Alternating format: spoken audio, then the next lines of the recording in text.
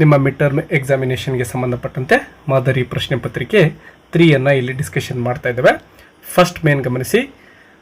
First question, choose the appropriate question tag for the following statement ಅಂತ ಇದೆ. The old man hung his head for a moment in thought ಅಂತ ಇದೆ ವಿದ್ಯಾರ್ಥಿಗಳೇ. So ಇಲ್ಲಿ ಯಾವುದೇ helping verb ಇಲ್ಲ. ಇಲ್ಲಿ ಹಂಗ್ ಅಂತಕ್ಕಂತಹ ಮೇನ್ ವರ್ಬನ್ನು ಗಮನಿಸ್ತೇವೆ. ಇದು ಪಾಸ್ಟ್ ಟೆನ್ಸಲ್ಲಿದೆ. ಹಂಗ್. ಸೊ ಇಲ್ಲಿ ಹಂಗ್ ಇರೋದ್ರಿಂದ ನಾವೇನು ಮಾಡಬೇಕಾಗುತ್ತೆ ಅಂದರೆ ಡಿಡ್ ಅಂತಕ್ಕಂತಹ ಹೆಲ್ಪಿಂಗ್ ವರ್ಬನ್ನು ಯೂಸ್ ಮಾಡಬೇಕು ಕ್ವಶನ್ ಟ್ಯಾಗ್ಗೆ. ಸೊ ಡಿಡ್ ಇರ್ತಕ್ಕಂಥದ್ದು ಆಪ್ಷನ್ ಬಿದಲ್ಲಿ ಗಮನಿಸ್ಬೋದು ನೀವು. ಡಿಡಂಟ್ ಹಿ ಅಂತ ಇದೆ, ಬೇರೆ ಎಲ್ಲೂ ಕೂಡ ಡಿಡ್ ಇಲ್ಲ. ಸೊ ಇದೆ ಸರಿಯಾಗಿರುವ ಉತ್ತರ. Second question, read the following and choose the infinitive ಇದೆ. ಸೊ ಇನ್ಫಿನಿಟಿವ್ ಅಂದರೆ ನಿಮಗೆಲ್ಲ ತಿಳಿದಿದೆ ಅಂದ್ಕೊಂಡಿದ್ದೇನೆ. 2+ ವರ್ಬ್ ಇರ್ತಕ್ಕಂತಹ ಆಪ್ಷನನ್ನು ಹುಡುಕಬೇಕು ವಿದ್ಯಾರ್ಥಿಗಳೇ. ಆಪ್ಷನ್ ಸಿ ಗಮನಿಸಿ, 2+ ಹೋಲ್ಡ್ ಇದೆ, ಇದೇ ಇಲ್ಲಿ ಇನ್ಫಿನಿಟಿವ್ ಆಗಿರುತ್ತೆ. Third question, read the given conversation and fill in the blank choosing the most appropriate words ಅಂತ ಇದೆ. ಕಂಡೀಷನಲ್ ಸೆಂಟೆನ್ಸ್ಗೆ ಸಂಬಂಧಪಟ್ಟಿದ್ದು. ಸುನೀಲ್ ಹೇಳ್ತಕ್ಕಂತಹ ಸೆಂಟೆನ್ಸನ್ನು ನಾವಿಲ್ಲಿ ಗಮನಿಸ್ತಾ ಇದ್ದೇವೆ. No I didn't if you had told me earlier. ನೋಡಿ ಇಲ್ಲಿ ಮೊದಲಿಗೆ ರಾಜೇಶ್ ಏನು ಹೇಳ್ತಾ ಇದ್ದಾನೆ, hey Sunil did you attend the concert yesterday ಅಂತ ಕೇಳ್ತಾ ಇದ್ದಾನೆ. ಸೊ ಅದಕ್ಕೆ ಸುನೀಲ್ ಹೇಳ್ತಕ್ಕಂಥದ್ದು no I didn't if you had told me earlier. ನೀನು ಏನಾದರೂ ನನಗೆ ಮೊದಲೇ ತಿಳಿಸಿದ್ದಿದ್ರೆ ಐ ಡ್ಯಾಶ್ ಅಟೆಂಡೆಡ್ ಇಟ್, ನಾನು ಕೂಡ ಅಟೆಂಡ್ ಆಗ್ತಾ ಇದ್ದೆ. ನೋಡಿ ಇದ್ದೆ ಅಂತಕ್ಕಂತಹ ಪಾಸಿಟಿವ್ ಇಂದ ಎಂಡ್ ಆಗ್ತಾ ಇರೋದ್ರಿಂದ ಇಲ್ಲಿ ವುಡ್ ಹ್ಯಾವನ್ನು ನಾವು ಸೆಲೆಕ್ಟ್ ಮಾಡ್ಕೋಬೇಕಾಗುತ್ತೆ ಆನ್ಸರ್ಗೆ ವಿದ್ಯಾರ್ಥಿಗಳೇ. ಸೊ ಇಲ್ಲಿ ವುಡ್ ಹ್ಯಾವನ್ನು ನೀವು ಸೆಲೆಕ್ಟ್ ಮಾಡ್ಕೊಳ್ಳಿ. 4ನೇ ನೋಡಿ, ಲ್ಯಾಂಗ್ವೇಜ್ ಫಂಕ್ಷನ್ಗೆ ಸಂಬಂಧಪಟ್ಟಂತಹ ಪ್ರಶ್ನೆಯನ್ನು ಕೇಳಿದ್ದಾರೆ. ಇಲ್ಲಿ ಗಮನಿಸಬಹುದು, ಅಂಡರ್ಲೈನ್ ಆಗಿರಬೇಕಾಗಿರ್ತಕ್ಕಂತಹ ಸೆಂಟೆನ್ಸ್ ವಿದ್ಯಾರ್ಥಿಗಳೇ ಇಲ್ಲಿ ಗಮನಿಸಿ.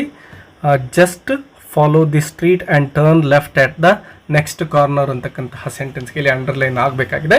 ಸೊ ಇಲ್ಲಿ ಲ್ಯಾಂಗ್ವೇಜ್ ಫಂಕ್ಷನ್ ಯಾವುದು ಅಂದರೆ ನೋಡಿ, ಇಲ್ಲಿ ಅಡ್ರೆಸ್ಸನ್ನು ಅಥವಾ ಯಾವ ಕಡೆ ಹೋಗಬೇಕು ಅಂತೇಳಿ ಒಂದು ಡೈರೆಕ್ಷನನ್ನು ಕೊಡ್ತಾ ಇದ್ದಾರೆ.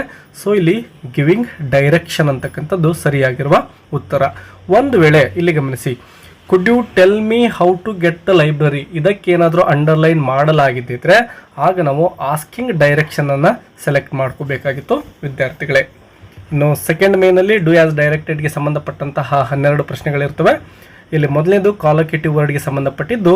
ಸೋಷಿಯಲ್ಗೆ ಇಲ್ಲಿ ವಿದ್ಯಾರ್ಥಿಗಳು ಗಮನಿಸಬೇಕು, ಸೋಷಿಯಲ್ ಜಸ್ಟಿಸ್ ಅನ್ನೋದು ಕರೆಕ್ಟ್ ಆಗಿರೋ ಕಾಲಕೇಟಿವ್ ವರ್ಡ್. ಅದೇ ರೀತಿ 6th ಒನ್ 2 ಸಿಲೆಬಲ್ ವರ್ಡನ್ನು ಕಂಡುಹಿಡಲಿಕ್ಕೆ ಕೇಳಿದರೆ. ಫ್ಯಾಮಿಲಿ ಇಲ್ಲಿ 3 ಸಿಲೆಬಲ್, ವಾಕ್ ಒಂದೇ ಸಿಲೆಬಲ್ ಇದೆ, ಸ್ಟುಡ್ ಒಂದೇ ಸಿಲೆಬಲ್ ಇದೆ, ಕರ್ಟೇನ್ ನೋಡಿ ಇಲ್ಲಿ 2 ಸಿಲೆಬಲ್ಗಳಿದ್ದಾವೆ. ಸೊ ಉತ್ತರ ಯಾವುದಪ್ಪ ಅಂದರೆ ಕರ್ಟೇನ್ ಅಂತಕ್ಕಂಥದ್ದು. ಇನ್ನು 7th question, right the correct form of the word given in bracket ಅಂತ ಇದೆ. ಸೊ ಇಲ್ಲಿ ಇನ್ವೆಂಟ್ ಇರೋದನ್ನು ಇನ್ವೆನ್ಷನ್ ಅಂಥೇಳಿ ನೀವು ಬರೀಬೇಕಾಗುತ್ತೆ. 8th one, fill in the blank using the correct ಆರ್ಟಿಕಲ್ಗೆ ಸಂಬಂಧಪಟ್ಟಿದ್ದು. ಇಲ್ಲಿ ಗಮನಿಸ್ಬೋದು, ಬ್ಲ್ಯಾಂಕ್ ಆದಮೇಲೆ ಇರತಕ್ಕಂಥದ್ದು ಹಿಮಾಲಯಾಸ್ ಅಂತ ಇದೆ. ಈ ರೀತಿ ಯಾವುದೇ ಒಂದು ಮೌಂಟೇನ್ ಸೀರೀಸ್ ಬಗ್ಗೆ ನಾವು ಹೇಳ್ತಾ ಇರಬೇಕಾದ್ರೆ ಡೆಫಿನಿಟ್ ಆರ್ಟಿಕಲನ್ನು ಯೂಸ್ ಮಾಡ್ಕೋಬೇಕು. ಅಂದರೆ ದ ಅನ್ನು ಇಲ್ಲಿ ಫಿಲ್ ಮಾಡಬೇಕಾಗುತ್ತೆ ವಿದ್ಯಾರ್ಥಿಗಳೇ.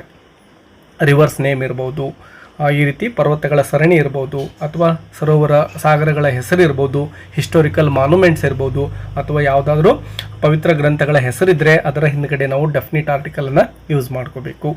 9th question, identify the part of speech of the underlined word ಅಂತ ಇದೆ. ಸೊ ಇಲ್ಲಿ ಗಮನಿಸಿ ವಿದ್ಯಾರ್ಥಿಗಳೇ, A large most assured man made A long boring speech. ಇಲ್ಲಿ ಅಂಡರ್ಲೈನ್ ಆಗಬೇಕಾಗಿರೋದು ಸ್ಪೀಚ್ ಅಂತಕ್ಕಂತಹ ಪದ. ಸೊ ವಿದ್ಯಾರ್ಥಿಗಳೇ ಇದು ನೌನ್ ಆಗಿರುತ್ತೆ. ಇನ್ನು 10th question, fill in the blank using suitable linker ಅಂತ ಇದೆ.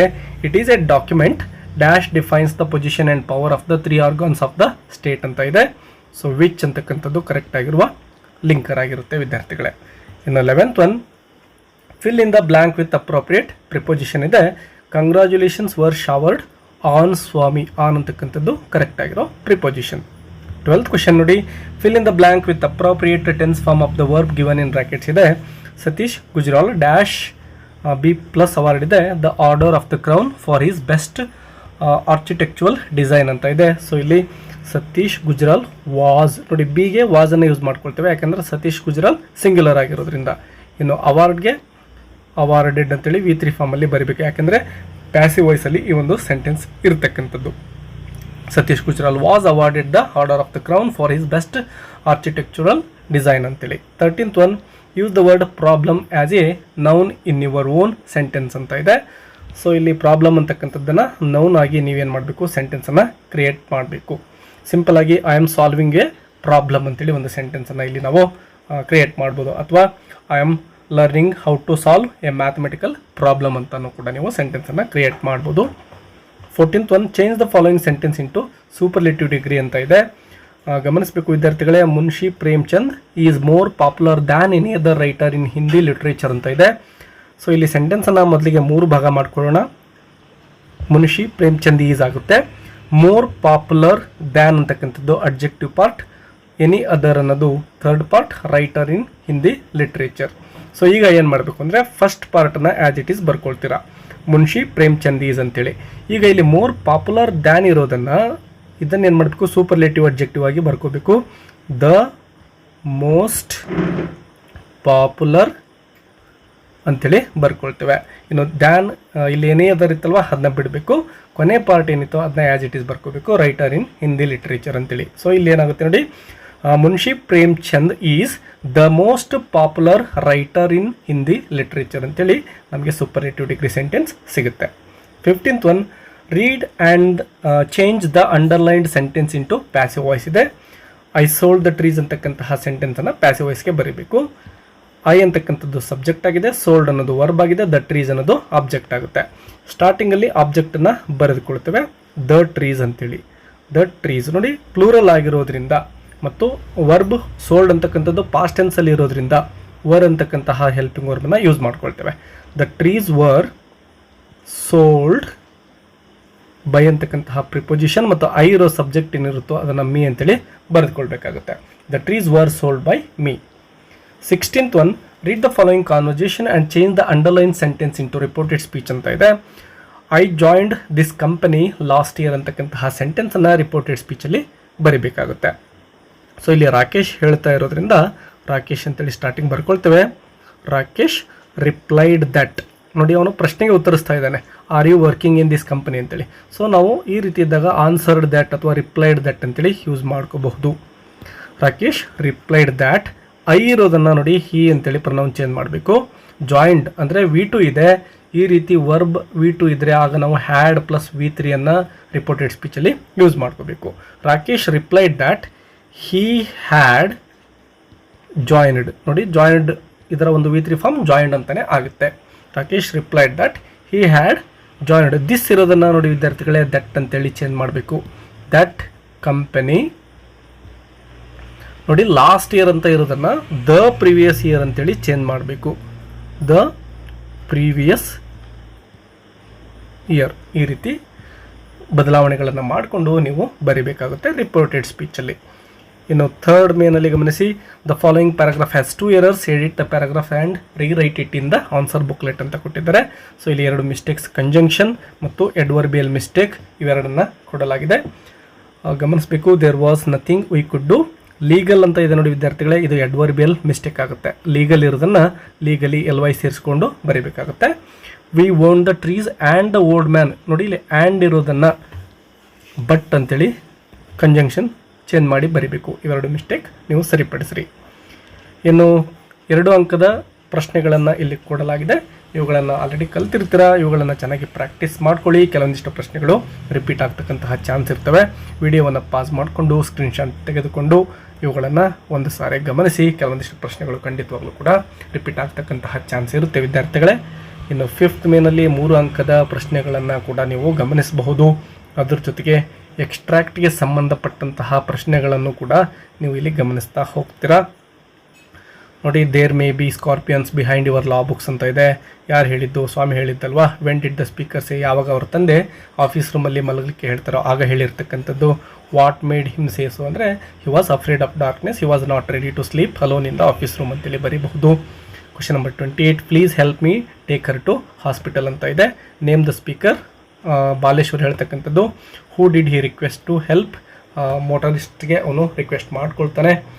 What was the response, nobody was ready to help him earlier, later a tempo truck driver help him ಅಂತೇಳಿ ಬರೀಬಹುದು. 29, I do not like to have you speak to me in that manner ಅಂತ ಇದೆ. ಈ ಸ್ಟೇಟ್ಮೆಂಟನ್ನು ಹೇಳ್ತಕ್ಕಂತಹ ವ್ಯಕ್ತಿ ಯಾರು ಅಂಥೇಳಿ Don Anselmo ಹೇಳ್ತಾನೆ. ಯು ಅಂದರೆ ಇಲ್ಲಿ ನರೇಟರ್ ಆಗುತ್ತೆ. What is the mood of the speaker ಅಂದರೆ he was very angry that time. Question number 30, she sat and wrote the book of morrow ಅಂತ ಇದೆ. Who is the speaker? Poet is the speaker. Who wrote the book of morrow? Mother India. What does the book of morrow symbolise?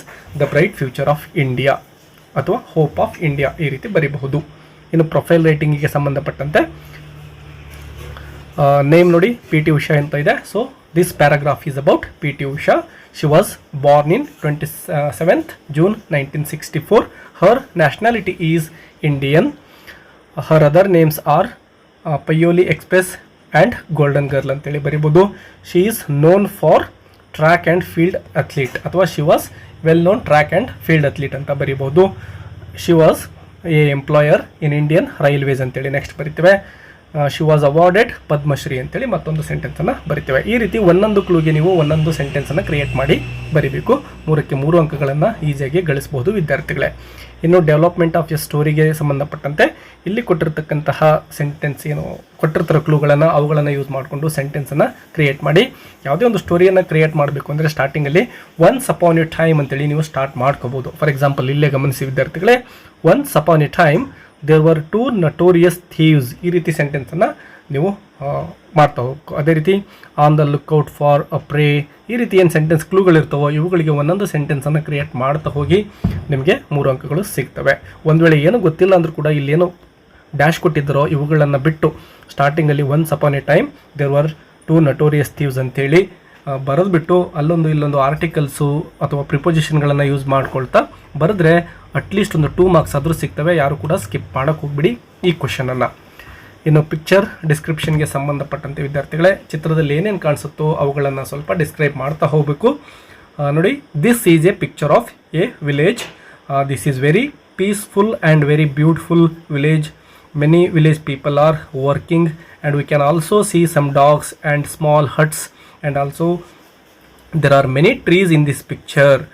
A woman is carrying a boy and some children are playing and a woman is carrying the water. ಈ ರೀತಿ ನಾವು ಏನು ಮಾಡ್ಬೋದು, ಅನೇಕ ಸೆಂಟೆನ್ಸ್ಗಳನ್ನು create ಮಾಡಬಹುದು.